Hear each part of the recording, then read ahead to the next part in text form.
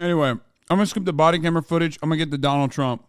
Mr. President, thank you for having us. Thank you. Last week, you were in New York for this arraignment. The world watched it. You've not given an interview since. You were there, I think, 57 minutes. Tell us from your perspective what that was like. Well, it was a horrible thing because I did nothing wrong. Absolutely nothing wrong. You look at even the pundits and the legal analysis, Greg Jarrett, all of these really talented people, they're saying he didn't do anything wrong. So that's number one. Number two, they were incredible. When I went to the courthouse, which is also a prison in a sense, they signed me in. Wow. My man has been reading Foucault. Okay. The courthouse, it's like a prison. Many people say the school is like a prison, but you know what's the real prison? Prison. And I'll tell you, people were crying. People that work there, professionally work there, that have no problems putting in murderers, and they see everybody. It's tough place. And they were crying. They were actually crying. They said, I'm sorry. They'd say, 2024, sir, 2024. And tears are pouring down their eyes. I've never seen anything like that. Those people are phenomenal. Those are your police. Yep. Those are the people that work at the courthouse. They're unbelievable people. Many of them were in tears or close to it. Many apologists were sorry, sir. We're sorry. They had to have me do certain things. They said, sir, I can't believe I have to ask you. I can't even believe that I have to ask you to do it. You could see. So in one sense, it was beautiful because they get it. In another sense, you know, it's nasty. I went to the Wharton School of Finance. They didn't teach me about that. That wasn't like they didn't know about the arraignment part? That wasn't. We didn't have a class on arraignment. And, you know, it was.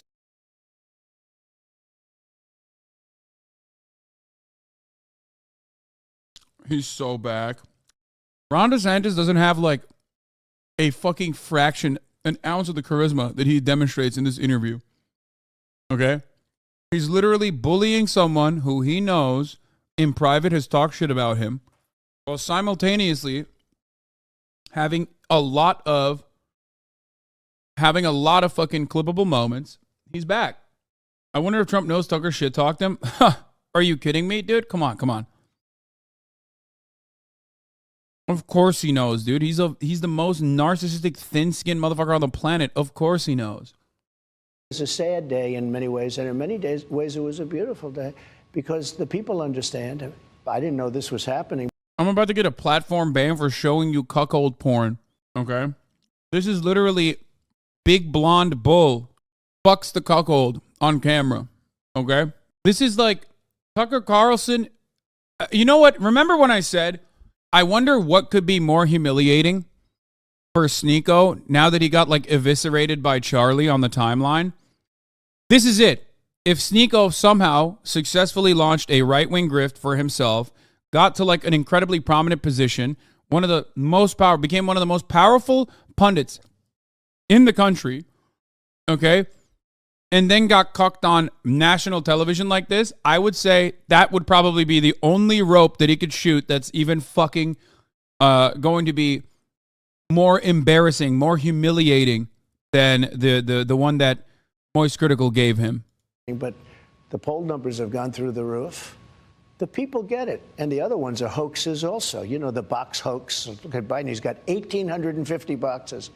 And, you know, that's a hoax. And then the one in Atlanta where I had a perfect phone call. This is all weaponization. They're weaponizing our justice system, Tucker. And they think if they go and give you a subpoena, you know, I guess I'm very well known and people understand it and they get it. And maybe I have a bigger platform so I can explain it. But if you're somebody, a Republican, let's say, running for office and you get a subpoena, you might as well resign because you're not going to be able to survive it. And the voters aren't going to handle it. The voters aren't going to take it. What they're doing is weaponizing the system, and there's never been anything like it. And it's all disinformation. You see, the other day, Afghanistan, one of the worst things I've ever seen, I think the most embarrassing moment that this country's ever had, frankly, the way we got out. Not the getting out. We had to get out. It was ridiculous to be there. And I had that so good, so tight, so tough. I spoke to the leader, Abdul. I said, Abdul, if you do anything, you're going to get hit really hard.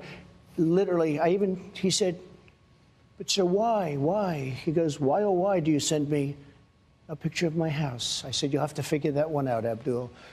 But we didn't have one death in 18 months. He knew, not one death. And then to see the way we got out, like we were surrendering, like taking the military out first, leaving $85 billion worth of equipment behind, giving up Bagram. I was going to keep Bagram. I was getting out, but not for Afghanistan. It's 1 hour away from where China makes its nuclear weapons. It's one of the biggest Air Force bases in the world, I think the biggest, with runways that go 10,000 feet. I was keeping that because of China, not because of Afghanistan. Right. And they left everything. They left in the dark of night. They left the lights on. They left the dogs, by the way. You know, the people say about the dogs. They left the dogs. Everyone, you know, the dog lovers, and you got a lot of them. I love dogs. You love dogs. But they left the dogs. People said, what? One of the first questions I got, what did they do with the dogs? Mostly German Shepherds. They left them.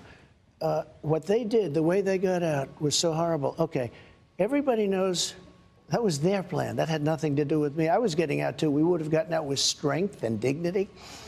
And what happened? They got out. And the other day I hear, yeah. I love the Abdul. I sent him a photo of his house. That's like, I mean, that's another great one. Straight up. I'll admit it. That's a great one. Like, he's just saying he, like, threatened. He's saying he fucking threatened the fucking leader of the Taliban. Shepherds. I said, what lovers? And you got a lot of them. I love dogs. You love dogs. But they left the dogs. People said, what? One of the first questions I got, what did they do with the dogs? Mostly German Shepherds. They left them. What they did, the way they got out, was so horrible. Okay, everybody knows that was their plan. That had nothing to do with me. I was getting out, too. We would have gotten out with strength and dignity. And what happened? They got out. And the other day I hear, yeah, it was Trump's fault. Oh, that's right. It was Trump. I was gone for a long. I would have been out faster than them. We would have had all the equipment. We would have had the American citizens. We left hostages. We left Americans behind. Many, I think many more than you think. And we had 13 soldiers killed. And nobody ever mentions the fact that we had many maimed so badly. No arms, no legs. Their face was obliterated. This is the way this guy got out. We would have gotten out with dignity and strength. We were going to. But I was taking 100% of, I said, I want every nail. I want every screw. I want the tents. They said, sir, the tents are very hard to take out. I said, I want the tents. I want the tanks. I want the planes. I want everything. And a couple of them fought me on it. Like me. I said, I don't care. I want the tents. That's so awesome. He said, sir, I think it's cheaper to leave the equipment behind. I said, let me ask you, we have a plane that cost $100 million. It's sitting there. All it needs is a tank of gas, right? Give me a little jet fuel. We'll fly it to Pakistan or any place else, or we'll fly it directly home. You say it's cheaper to leave a $100 million plane? Sir, I think overall it's cheaper. These are idiots we're dealing with. They left $85 billion worth of equipment. They left our American citizens behind. And they moved the military out first. No, you move the military out last. I did a little skit with a 5-year-old kid. I said, let me ask you, here's the situation. I explained the situation. I said, would you take the military out first, or would you take it out last? I take it out last, 5-year-old. But they took the military out first, and they were afraid of our military. When I was there, they were afraid. We didn't have one soldier killed in 18 months, not one soldier was killed in 18 months. And then we got out like we surrendered. I think it was the single most embarrassing day in the history of our country. It was totally their fault. They didn't go by anything because, you know, we had a system of getting out. But if the Taliban, in particular, the Taliban, because that's where the action was, right? When I called Abdul, the press went crazy. The fake news went crazy. Why did he call an enemy? I said, well, it's Jesse James. I used to ask him, why did he rob banks? He said, that's where the money is. Why did I call the head of the Taliban? Because that's where the killing was. And he's there now, Abdul. I'm sure he likes me. He called me Your Excellency. I don't know if he calls Biden Your Excellency. Fuck. Bro, only Trump can get away with saying that the leader of the fucking Taliban loves me. And then everyone will look at that and go, oh, hell yeah, brother. Like, I love that. You're so right. That's a good thing. I love that. The Taliban, they love me. I serve him top of the hour ad breaks. Everybody says, please, sir. I'm subscribed. No worries, believe me. At the top of the hour, there's a 3-minute ad break. If you no longer want to see those ads, all you need to do is subscribe. For $5 or for free, I say. The Taliban says, sir, I'm already subscribed, but I'll gift some subscriptions so that others can avoid the ad breaks as well. Here's the 3-minute ad break now, believe me. Probably, I mean, you know, they're one of the largest arms dealers now in the world. They're selling the $85 billion worth of it because they only need 5% of it. Of course. They're selling the equipment. They're one of the largest, I think, second arms dealers. Brand new helicopters, brand new airplanes, brand new tanks. The funniest part, first of all, that's not true, but no, he's not wrong. They are a pretty fucking, no, they're a pretty massive arms dealer now. Or not an arms dealer, but like they do have a lot of fucking weapons and they do have a lot of like used Humvees and shit like that. I think they have like a pretty massive, pretty sizable fleet now. You want to know why? Because we're the largest arms dealer and we brought them there. The point is, America is so powerful and so large of an arms dealer that it literally doesn't matter. Our trash being left behind makes that country immediately become like not the second, but like a competitive fucking arms dealer. Our trash and alone is enough for nations to be like, we have one of the most powerful fleets of armored personnel carriers on the planet now. Unbelievable what we left behind. We ran, and there was no reason to. I had them, I could have stayed there for 5 years if I wanted to. I wanted out. 21 years was enough. I wanted out. We shouldn't have been there in the first place. But when I see what happens, when I see the level of stupidity, and because of that, it's all a big web. Because of that, I think Putin, who would have never gone into Ukraine when I was there, would have never, I talked to him about it often, would have never, ever done that when he saw that. Wait, what? Did he just say he talks to Putin often about invading Ukraine? What the fuck? I wasn't there, and he saw these fools, these stupid people. And think of that, the way they left Afghanistan, and nobody was fired. I fired a lot of people because if they didn't do a good job, I'd fire them. May I ask, you talked to Putin about Ukraine. What did you say to him? I could see that he loved it. And I said... he loved Ukraine. He considers it to be a part of Russia. Yeah. I said, not when I'm president. We had a very good relationship. I mean, look, I was the worst thing that ever happened to him. Dude. I too often level cities into the fucking ground when I love it a lot. You know what I mean? Like, I am by no means a NatSec Ukrainian flag in the bio liberal, right? As you all know, I am funded by Vladimir Putin himself directly. I am his most loyal soldier. But holy fuck, dude, that is a wild, absolutely wild take. Yeah, Putin loved it. He loved Ukraine. He wanted to liberate it. He literally just admitted to telling Putin to wait to invade until he was no longer president. This guy's insane. No, first of all, none of those things happened, chatter. Hello, he's lying. It's just funny that he's lying in that direction, which you're right. That is the implication of what he's basically saying, which is weird because, like, he's lying. He could have said anything, but he chose to say that. That's what you need to remember. Like, that... It's like very odd. If you're going to lie, just lie about anything else. He's just like, no, Putin, he said he loved Ukraine. I told him, don't invade yet. No, no, no. Believe me, I will stop you. I closed up his pipeline. You never heard the words Nord Stream 2 until I came along. Nord Stream 2 is their pipeline. And I had a great relationship with them, but it was very tough because they had a fake Russia investigation. And I told him, and he told me. This part is true. He did stop Nord Stream 2. He said, it's very hard for us to deal, don't you think? I said, very hard, because we have a fake investigation that turned out to be a fake. For 2 years it went on. And we could have done very well with Russia. They have great minerals. They have great things that we want, we could have, and they need the money and they need other things. But that interfered. That was a terrible thing. That was actually a treasonous thing to do. Those people should have been arrested. They made it up. They made up a problem with Russia that didn't exist. Now they've all admitted it didn't exist. It was just on to the next one. I often say, they said to me the other day, one of your fellow journalists said, who's the biggest problem, sir? Is it China? Could it be Russia? Could it be North Korea? No, I said, the biggest problem is from within. It's these sick, radical people. Ooh, that's a good line. Because we can handle if we're smart. God damn, that's such a good line, dude. I mean, I say that about the Republican Party, like, and so does Noam Chomsky, to be fair. It's a bit of a plagiarization from Noam Chomsky, but like, yeah, the Republican Party is the greatest fucking, the greatest burden for American prosperity.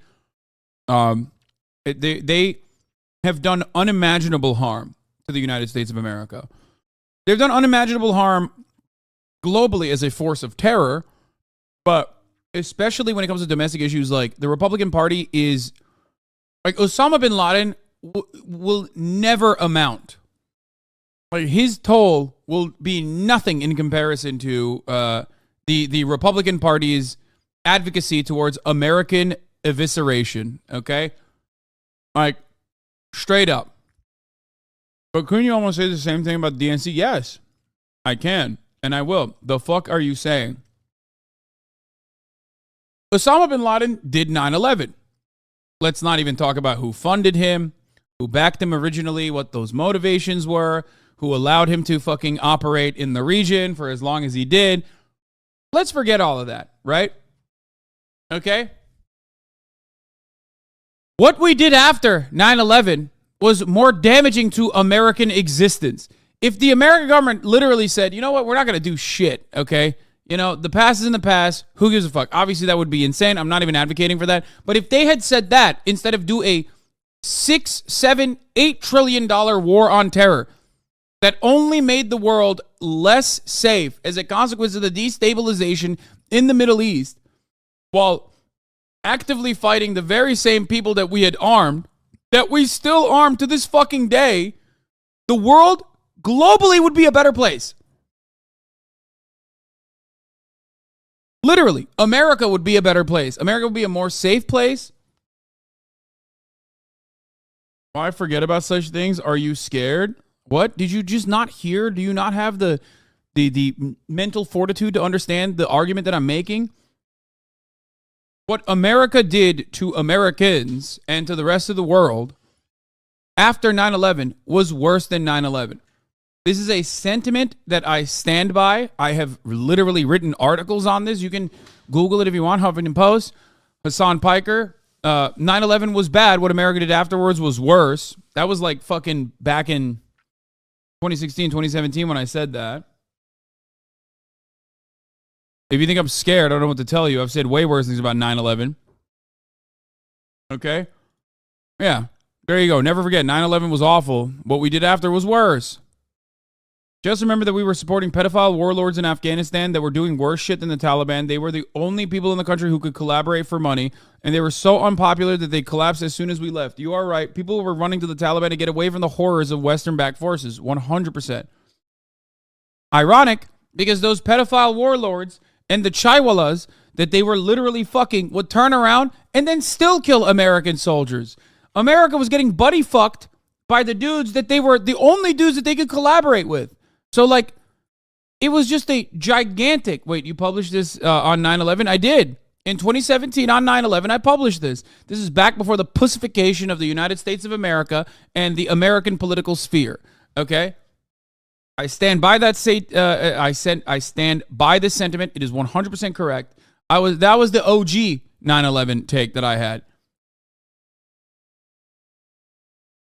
Your 20th anniversary 9/11 stream was one of the best pieces of content related to 9/11 ever created. Yeah. Did you say chaiwala? I did. Chai boys. The little kids that fucking, little boys that deliver tea. That the pedophile warlords fuck. Yeah, you heard me. Anyway. So yeah, It was fucking bullshit. It was unacceptable. It was fucking disastrous. Smart. We can handle Russia, China. I did. I took in billions and billions, hundreds of billions of dollars. I have to say, I respected you until I saw what you think about 9/11. Wait, what? Like just now? Just now you saw what I think about 9/11? Go read that article. Come back to me and tell me if you think that there's any notes on it. Because I'm talking about post 9/11 universe in a selfish American perspective here, okay? I have a lot worse things to say. But this argument literally just pertains to American citizens and how America was eviscerated by post 9/11 legislation. Wait, I thought the Taliban were the pedos, not the Western-backed forces? You thought wrong. Please play the meme. Here. And so here we are. I'm living up to what I said about conservatives and progressives. We're having a conversation. So you said America deserved 9/11. Did you mean that? Yeah.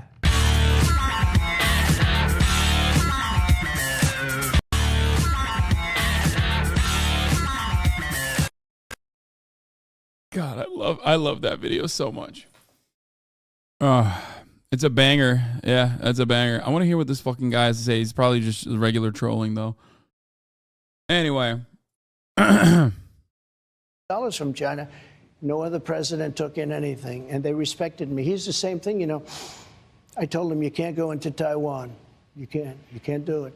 I won't tell you exactly what I said, but it was something that probably a lot of people wouldn't like if they heard it, but it was very tough. Don't go into Taiwan. If you do, we're going to have problems. Other than that, we're going to be great relationship. We're going to have a great relationship. And he said to me when I said we're going to do something, if he goes in, no, you wouldn't do it. I'll do that. I swear I'll do that. And he didn't believe me, but he believed me 10%. The same thing with Putin. I said I was going to do something really nasty if he goes into Ukraine. He said, no, you're not going to do that. I said, I will. And he didn't believe me either, but he believed me 10%. And the 10%, you never heard talk about going into Ukraine. You never heard talk about going into Taiwan until I was no longer there. Now, what a mess the world is in.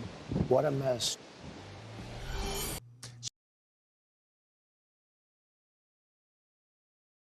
Ay. He's right. What a mess. Do you think Biden will stay in the race? Look, I watch him just like you do. And I think it's almost inappropriate for me to say it. But I deal with other people. I don't see how it's possible. And it's not an age thing. You know, like I say, I have friends that are 88, 89, 92. Bernie Marcus, Home Depot, is 95. God damn, he's old, bro. Like, you think I'm old? I know even older people. Smart as hell. He's sharp as he was. I mean, he's, you know, mentally, Bernie Marcus, Home Depot, founder of Home Depot, one of the founders. I mean, I had a meeting with him a few months ago. He was 100%. I know people that built their fortunes from 80 to 90. They were always struggling, and they've made a fortune from 80 to 90. A couple of people in particular. It's amazing. He's not too old. You know, his age. I think they do the age thing because I'm 4 or 5 years behind. They say this is a way of getting Trump. Let's go him up. But there's something wrong. I saw his answer today on television about whether or not he was going to run to a very nice guy named Al Roker. When you can't get a softer question than that. That was a long answer, talking about the eggs and the this and that. Look, I don't think he can. But say what you want. They didn't expect him to get it. Yeah. You know, people could say he won an election. You know, it always goes, I got the most votes of any person, any sitting president in history. We still don't know what the fucking nose drip comes from, right? Is it the Sudafed? Like we still don't fully understand where the fucking nose thing's coming from, right? Because like the Zaza, they're saying, believe me, I'm the real Zaza smoker. I got 15 million less I couldn't lose. They're surrounded by vicious, smart people, radical left people, but they're very smart and they're very vicious. It's not him. It's not him. He's now in Ireland. He's not going to have a news conference. When the world is exploding, I own property in Ireland. I'm not going to Ireland. The world is exploding around us. You could end up in a third world war, and this guy's going to be in Ireland and not having a news conference. He hasn't had a news conference, I guess, in months. I saw today where he hasn't. It's been. Well, he can't. So if he doesn't run, if he's taken out by his own party, or who knows what happens, but it doesn't seem like he's capable of running again, who does run? Well, obviously the one that they would talk about would be the vice president, Kamala. That would be the one that they talk about. But I don't think she's performed well on the big stage. I mean, maybe I'm wrong. But there are a certain group of people that will go crazy if it's not her. They're going to be very angry if it's not her. That's a problem. You have a very ambitious guy in California, but he's done a terrible job with the state. I used to get along great with him, when I was president. I got along really good, Gavin. Well, you got along with Gavin Newsom? I did. I really did. He was always very nice to me. Gruesome, they're calling him. I said, hey, listen, you and my son, you got similar taste. Kimberly Guilfoyle, what a piece of ass. Said the greatest things. He would say things like he's doing a great job. Oh, he was very About nice. you? About me. That's why I could never hit him, because he was so nice to me. It's just laying in wait, right? But I could, he. What? Wait, what the fuck was that? It's just laying in wait, right? What? What just happened? Did you just have a fucking aneurysm? What's happening? Laying in wait. The dirt is laying and lying in wait.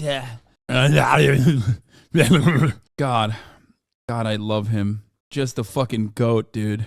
But I could, he was very nice to me, and relatively speaking, some of them weren't. We did a good job for the governors, but they talk about him. They talk about some others.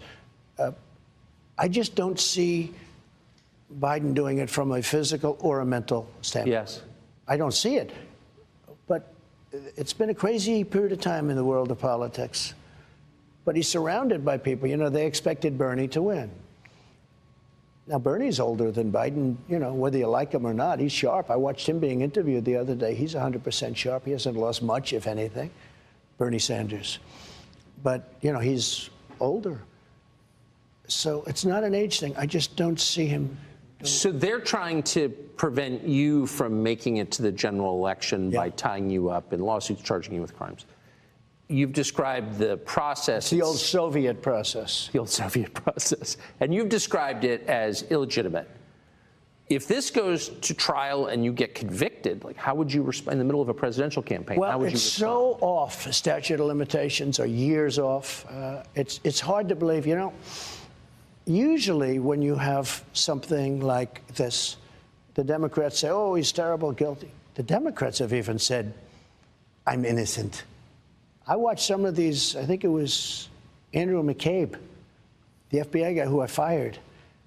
He came out, he said, they've got no case. They've all come out and said it. And then you've had Andrew McCarthy, you've had Jonathan Turley, Greg Jarrett, Dershowitz, all of them, everybody, and they're, down the middle people. They see it. They say, there's no crime. There's no anything. Think of it, Tucker. I've been through 7 years of bull investigations. 7 years. They've looked at, I have a very big company, much bigger than they understand. In fact, when they finally got my taxes, they said, whoa.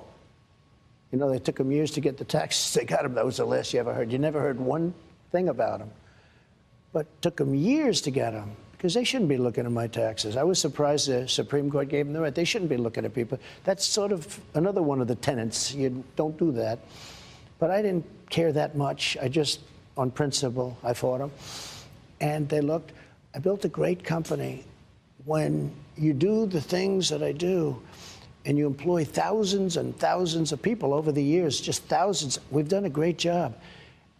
And then I ran for president. People were surprised that I won. But I used to see these rallies. And I'll tell you, the rallies are bigger now. The enthusiasm is more now than I've ever seen. So what do you think, since your poll numbers have risen consistently since they raided this place, Mar-a-Lago? Well, before they raided. In August. They were going up substantially before. Well, they definitely moved after Since then, they've really been going up. So How do you think that your opponents will respond? I don't know how well. We have two opponents. We have a primary opponent. We have a general election opponent. I mean the Democratic Party using the legal system. Well, what they're doing is they're finding, and think of this, they say 11 million pages, but whatever it is, through all of these Democrats' investigations. I had the Mueller hoax. I had impeachment hoax number 1, impeachment hoax number 2. Ukraine, Ukraine, Ukraine, Russia, Russia, Russia. You knew the Russia, Russia, Russia. I got that whole term from you, Russia, Russia, Russia. You'd be screaming and I'd say, this guy's a comedian. But you remember that whole period of time. Quite Russia. well. It turned out to be a total fake. But Oh, I saw this yesterday. When my neuroatypical ass has to campaign in early primary states, it's so good. Why are his hands under the fucking desk, Ron? Huh, Ronnie? Huh, Ronald? Are you afraid, perhaps? Are you worried you'll never defeat the eats with his hands like a baby allegations? Huh? Pull those 3 fingies out. Let's see what you do with that fucking extra meat pepperoni meat lovers pizza pie, huh? Put those 3 fingies in there. Maybe swirl it around a little bit. Meatball Ron! Little Rhonda eating a meatball sandwich. Put his 3 fingers in, folks. I said, don't do it. Don't call him Meatball Ron. I said, believe me, I don't call him that. Everyone else is calling him, though. Many people are calling him Meatball Ron. It's stuck. It's stuck, folks. They're saying people are playing 2-card Monty. He's playing 3-finger Ronald. Little Rhonda. First time he's been around age-appropriate women. We've all seen those photos, folk. Little Rhonda not gonna be happy. When he runs for president against Donald Trump, not going to be happy. When they say he's around young women all the time, folks, believe me, I'm not saying it. Many people are, though. They know how little Rhonda operates. think of this. I tell this story very seldom, but because it's a sad story. So the Russia... What the fuck are you talking about, Hasan? Why are you so angry that I'm making a joke about how Trump could attack Ron DeSantis by bringing up all the things that Trump has loosely associated Ron DeSantis with? Why is that so frustrating for you? Maybe you just didn't get it because you're unfamiliar with all the things that has happened in the Ron DeSantis Trump from lovers to fighters arc. You know what I mean? Why are you so mad? Why you have to be mad? I was joking. Okay, take a second off and reconsider that. Russia hoax was made up by crooked Hillary Clinton, Adam Schiff, the DNC, the Democrat Party. The dossier is a total... Yeah, he ate that 1 second ban. On that. We're suing him a lot because, unfortunately, Bill Barr didn't have the courage to do what he should have done. He was so afraid of being impeached. So I have to do it civilly. I have to sue people. The Justice Department should have done, because these are criminals. But think of this. So you have all of these millions and millions of pages, and they get you on a non-disclosure agreement? I mean, big numbers, billions and billions of dollars, right? And they get you on a perfect non-disclosure agreement, or they get you on nothing. The non-disclosure agreement was perfect. No one has ever done a non-disclosure agreement that is as perfect. The perfect phone call. It's a perfect non-disclosure agreement. Awesome. He's the GOAT. A friend of mine who's a big business guy said, you have to be the most honest guy in the world, because with all of those numbers that you have and those big numbers, they don't have anything. And you have to see, take a look at the people I just mentioned. Read what they said. There was no crime. In fact, a lot of people are saying he indicted somebody. There's no crime. That's illegal to do, what he did. So I don't see it going. I mean, we'll have to see. So, but just to bottom line it, the purpose of this is to keep you out of the presidential race. If I weren't running, or if I had bad poll numbers, let's say. Right. And again, remember, the Democrats are the party of disinformation. If they want you to run, if they want to run against somebody, they're going to go the opposite. For instance, they don't want to run against me. And now, I just gave you a poll. I'm 9 points up on Biden. But they're the party of disinformation. So what they say is, we want to run against What kind of crime? We're watching a fucking crime right now. I'm doing the crime. I'm watching a man get fucked and sucked on camera, okay? A very old man. But I don't know what this crime is. We interrupt our regular broadcast. Wait, there is no fucking shot. It's another police cruiser. Using that shoulder.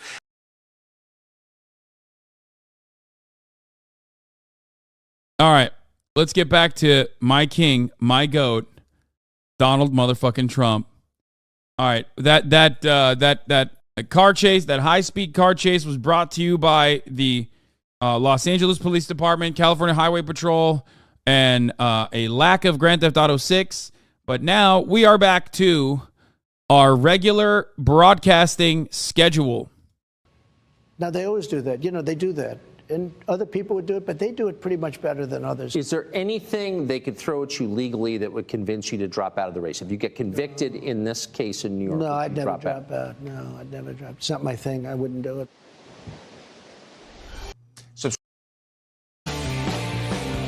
I gotta pee. I'll be back. Covering the weather beat here in windy Palm Beach. Actually, we're here to interview the former president and now the Republican frontrunner, Donald Trump. While the rest of us have spent the last 2.5 years arguing about systemic racism and trans rights and other ephemera, other imaginary things, America's position globally has eroded so fast it defies belief. But Donald Trump has noticed things have really changed since he left office, and that's the topic of this next part of the conversation. Here it is. You said at the time when you were president that going to war with Russia, either hot war or cold war, would drive Russia into an alliance with China. I did. That would displace us as the most powerful nation. I did. But we have a bigger problem. The bigger problem is the weaponry. The weaponry today is so powerful. This isn't like Second World War where we have army tanks running around shooting each other. This is weapons the likes of which the world has never seen before. They have them and we have them. And China has them less, but within 5 years, China will have equal to us. China, I'm talking about nuclear. China has the beginnings of a very big, very powerful nuclear. They're short 5 years. They had started much later. Russia and us are comparable. Massive power, massive. And that's one of the things. More than people understand, do you More think? than people understand, yeah. Yeah, more. Were you They don't surprised? understand the power. If you look at Hiroshima, as some people Yeah. call it, if you look at Hiroshima, some people call it. Dude, he's the fucking goat. Let's continue. Nagasaki, you look at those two events took place many, many years ago, and multiply that power times 500. That's what you're talking about. Where it actually melted the granite. You know, granite is unmeltable by blowtorches. Yes. But the granite, if you look at granite areas, it's like water that got, hardened, like an ice skating rink. It melted the granite. If you look at that and multiply it times 500, that's what you're talking about. When I listen to people talk about global warming, that the ocean will rise in the next 300 years by 1/8 of an inch, and they talk about this is our problem. Our big problem is nuclear warming. I mean, nobody even talks about it. The environmentalists talk about all this nonsense in many cases. Look, I'm an environmentalist also, I guess, in my own way, because I've done a good job with the environment. But nobody talks about nuclear, the problem we have, the biggest problem we have in the whole world. It's not global warming. It's nuclear warming. And all it takes is one madman, and you're going to have a problem the likes of which the world has never seen. And it's only a matter of seconds. You don't have to wait 200 to 300 years for it to happen. So what you're saying is demonstrably true. Why is this not something our leaders talk about or the press talks about? Because I don't think they're smart. I don't think they get it. Putin got it. I would talk to him about it all the time. I never mentioned the word nuclear. You never heard me mention the word. You know, my uncle was a professor, a great professor at MIT for a long time. I think he has the longest, Dr. John Trump. And he would talk about a lot of different things, and it was very interesting to me. For years, I talked to him. Passed away. He's a great, great gentleman. I think it's the longest tenured professor in the history of MIT. But if he wasn't, he was very close, because he was there for almost 40 years. And we talk about things, and he said, you know, someday they'll have a suitcase, and in that suitcase It'll be nuclear, and you'll blow up New York City out of a suitcase. And I said, no, Uncle John, that can't possibly. He's right. The power is so incredible. You can fire up a submarine and run it for years on essentially a tablet. Run it for years.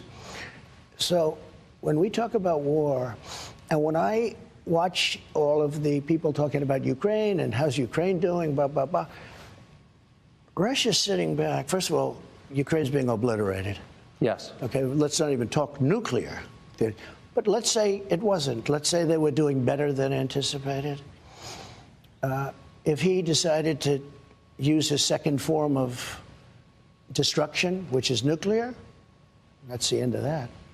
You understand? And I know where you are in Ukraine, so I mean, you understand it better than most. Most people don't. Most people don't even talk about it. They don't talk about the fact that he has equal to the United States in nuclear capability and destruction. And so I watch all of this happening, and it's so sad. But can I just ask, though, the Biden people know the power of nuclear weapons. They now control our arsenal. They don't seem worried about this. That's because they don't understand life. They don't understand whatever it is that you have to understand. You know, it's very interesting. At the very beginning, Biden was very afraid of nuclear because I watched him and he was, oh, they have nuclear weapons. Oh, which was exactly the wrong signal to send. You don't do that. But if you go back and check your files, you'll see Biden early on saying, oh, well, we can't do this. They have nuclear weapons. Well, you don't want to, you don't want to act that way. Yeah. But he was very afraid of nuclear. I said, you got to be a little bit cooler than that. But what happened is now that nobody talks about it. But every day Putin mentions it, and every day other people mention it.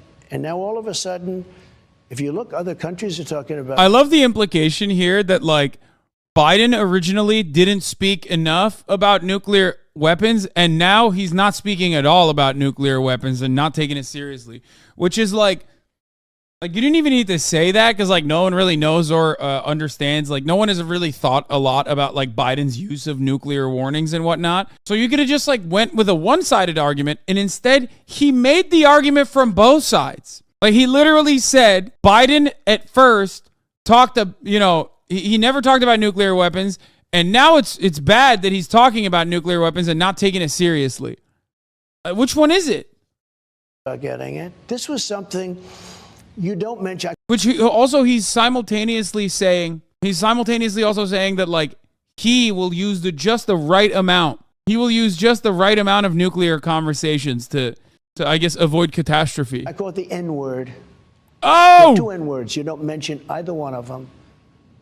The nuclear word you don't mention because the power is so destructive. I met with professors at MIT, and I was preparing for a debate.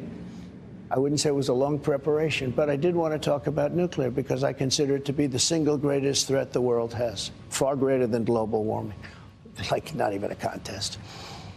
And I had these people come down. They were very smart, very expert. And I said, so when we said... They're very smart, very expert. I'm sorry, bro. At this point, I mean, I love him. He's so funny. He's so content. But, like, he's not even trying to, like, genuinely say words. They're very smart, very expert. Like, what the fuck does that mean? You're just saying words, man. What's the point of mentioning a racist slur? I don't get it. What do you mean? Like nuclear? Is that what you... Oh, he loves saying that because he knows it's clippable. What do you mean? That's the point. Like, what? Calling the N-word nuclear is like... He's doing it on purpose. Like, he's doing it so that people go, what the fuck? Why'd you say that? Start talking about nuclear in a debate. How would you handle it? And they looked at me, one in particular, and said... He called out both N-words, to be fair. Yeah, that's true. He's also woke. Like, I'm sorry, Sweaty. He is woke. He says you shouldn't say it. You shouldn't say either of them. But then he says nuclear all the time, so I don't know. Maybe he says the other N-word too. But yeah, he has regularly spoken out against saying the other N-word. Like he says it all the time, actually, which is odd. Because I feel like back in the day, that was like a big point of contention for all the edgy boys, which is weird.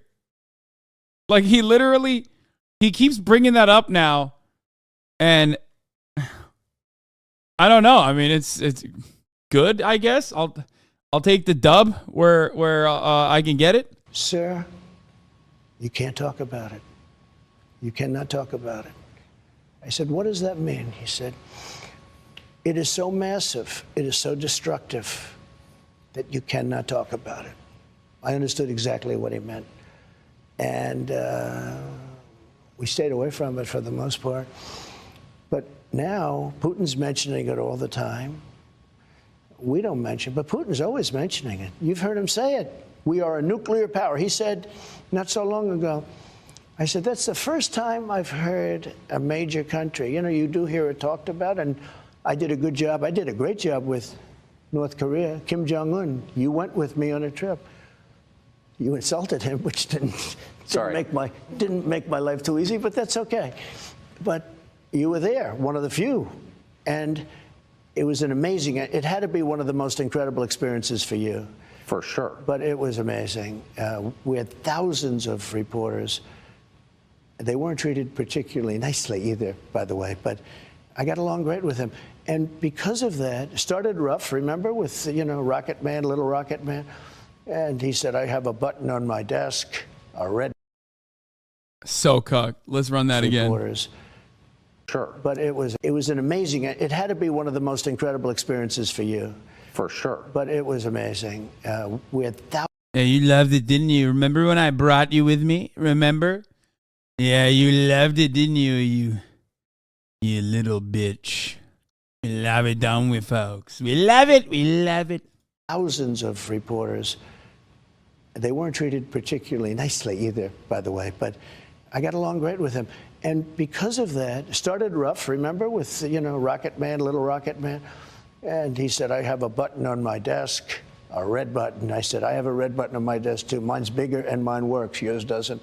And this went on for a couple of months. And then all of a sudden, the log jam was broken, and he wanted to meet. And we did meet. And we get along great. To this day, we get along great. He won't talk to Biden. He won't even talk to these people. He won't even talk to them.